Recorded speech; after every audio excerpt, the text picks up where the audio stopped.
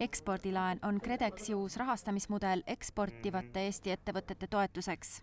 Kui vaadata teisi riike maailmas, siis enamus riikides on sellised lahendused olemas, et just nimelt oma riigi eksportijaid toetada.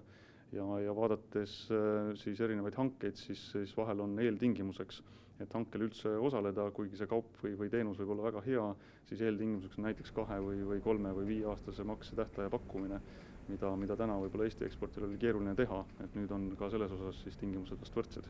Lihtsustatult töötab rahastamismudel sedasi, et kui välismaine ostja tasub ettemaksuna 15–20% toote hinnast, siis järelejääva summa ulatuses on Eesti eksportijal võimalik saada KredExi ekspordilaenu.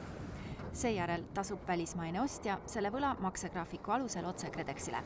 Üsna paljudel klientidel ikkagi on finantseeringutega probleeme või nendega ei ole nii kerge ja see aitaks kaasa kindlasti täiendava turu leidmisele. Filter Grupp tegeleb katlamajade ja koostootmisjaamade, seadmete ja terviklahenduste müügiga. Ettevõtte olulised eksportturud on Venemaa ja Valgevene.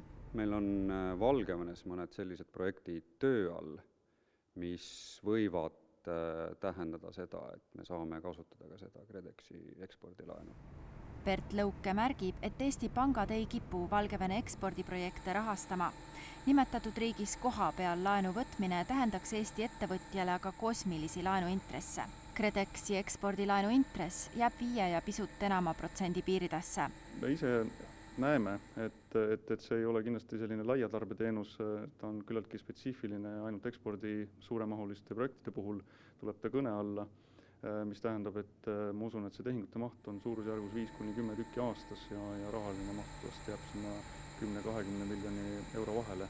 Kui ekspordilaenu õnnestub suunata väikese ja keskmise suurusega ettevõtetesse, aitab see oluliselt kaasa Eesti ettevõtete ja majanduse kasvule, usuvad ettevõtjad.